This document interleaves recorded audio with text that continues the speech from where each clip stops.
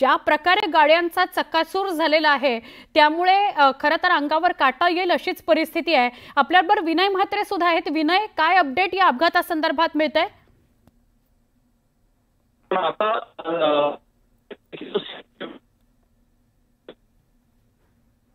नाही विनय, आपला आवाज येत नाहीये, पण आपण दृश्य दाखवूया पुन्हा एकदा आपल्या प्रेक्षकांना जे आता जोडले गेलेले आहेत। मुंबई पुणे एक्सप्रेस हायवेवर भयंकर असा अपघात झालेला आहे। एक मोठा ट्रक होता, 12-15 चाकांचा ट्रक।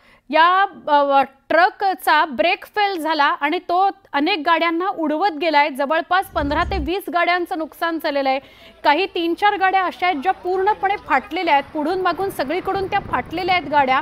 अनेक जखमी झालेत, 9 जण जखमी झालेत असं कळतंय। त्यांना रुग्णालयात दाखल करण्यात आले, पण हा आकडा वाढू पण शकतो। आपल्याबरोबर आमचे प्रतिनिधी प्रशांत बाग सुद्धा आहेत, गणेश दुडम सुद्धा आहेत। गणेश, काय अपडेट मिळतंय?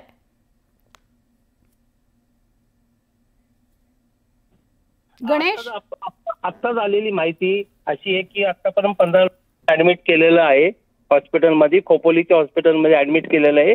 तर काही जे रुग्ण आहेत अपघातग्रस्त जखमी त्यांना मावळच्या सोमाटणे येथे पवना हॉस्पिटलमध्ये ऍडमिट करण्यात आलेलं आहे।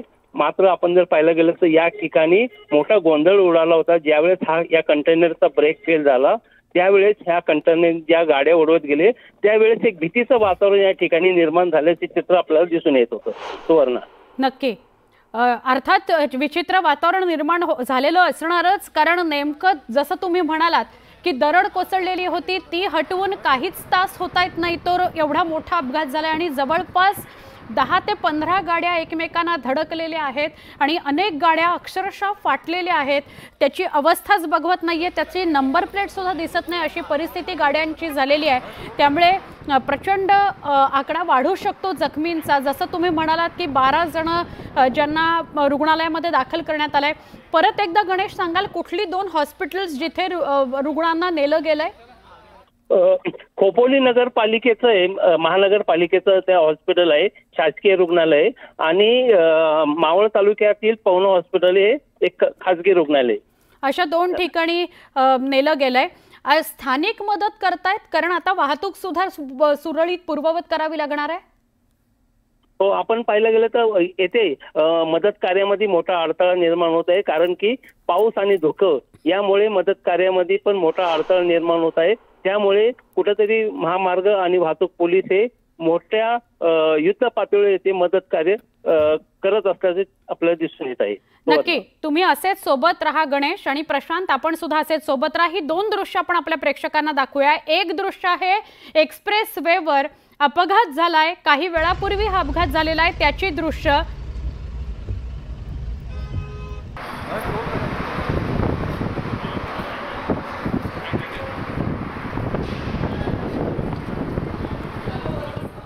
आणि दुसरी दृश्य आपण बघतोय, जखमींवर रुग्णालयात उपचार सुरू आहेत। 2 हॉस्पिटल्स आहेत, एक खासगी पवना हॉस्पिटल मावळचं आणि दुसरं खोपोलीचं शासकीय रुग्णालय।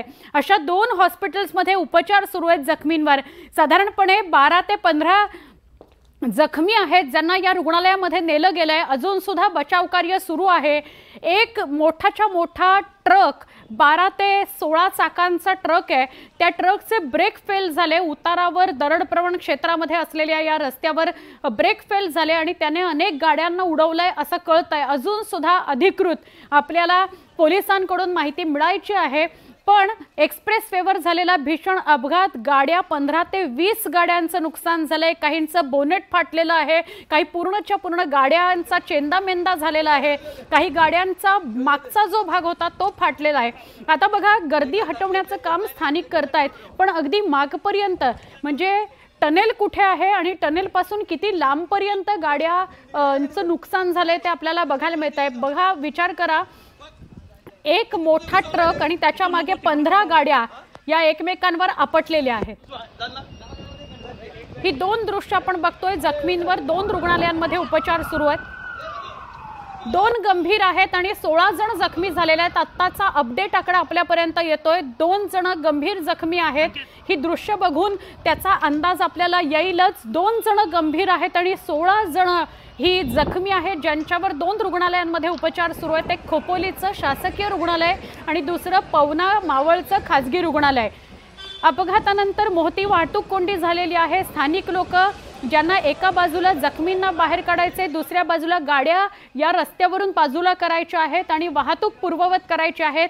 पोलीस सुद्धा घटनास्थळी दाखल आहेत आणि आपल्याला माहिती देत आहेत। आमचे प्रतिनिधी गणेश दुडम आणि प्रशांत बाग या दोघांशी आपण बोलूया। सगळ्यात आधी प्रशांत, आपण सांगाल 16 जखमींचा आकडा आणि 2 जण गंभीर असं कळतंय।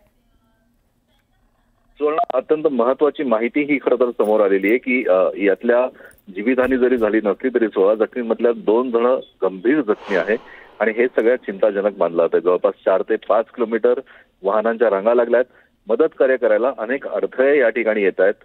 अजूनही काही लोकांना जी दुखापत झाली आहे त्यांना सुद्धा नेलं जात आहे, काहींना डोक्याला दुखापत झाली आहे। खासगी रुग्णालयात नेऊन दुसऱ्या एका खासगी रुग्णालयात नेऊन काही रुग्णांचे स्कॅनिंग सुद्धा केलं जाणार आहे आणि अर्थातच परिस्थिती नियंत्रणात आणण्यासाठी म्हणून सगळीच यंत्रणा कामाला लागली आहे। स्थानिक सुद्धा त्या ठिकाणी पोहोचलेत।